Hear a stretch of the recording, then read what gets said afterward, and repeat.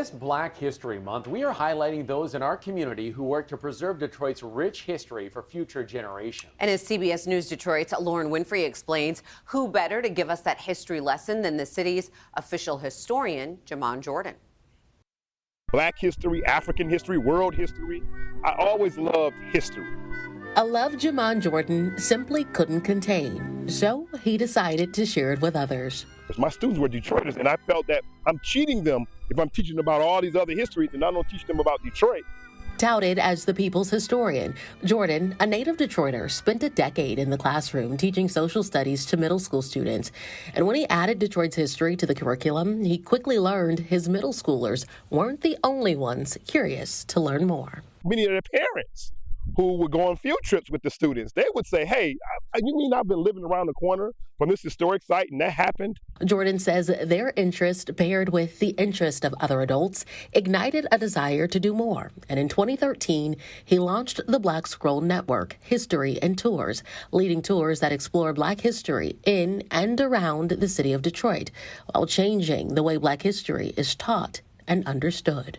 Black people have been taught in America, for the most part, in most historical settings, in most college settings, in most school settings, that their history begins when someone else does something to them. Black people are actors. They're subjects. They do things. And those things are important, not just the things that happen to them. It's important for us to learn about slavery.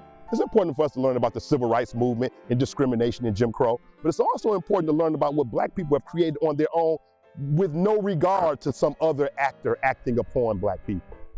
A lesson especially important in the city of Detroit, where about 80% of its population is Black, from enslaved Africans and indigenous people to being a major station on the Underground Railroad to a Black economic and residential center known as Black Bottom, the very place I met Jordan for this story.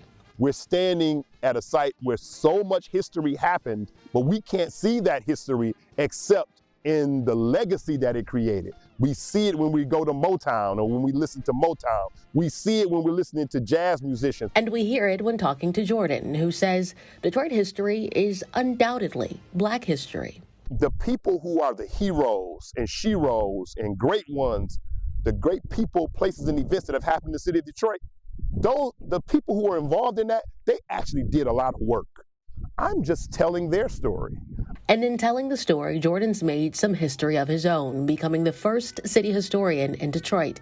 And all that he does, it's evident. He's carrying the torch and bearing the culture while ensuring the stories of the city are not only preserved, but also celebrated. I see this Detroit culture. I see Black Bottom. I see Paradise Valley. I see all of the things that help make Detroit what it is. Reporting in Detroit, Lauren Winfrey, CBS News, Detroit.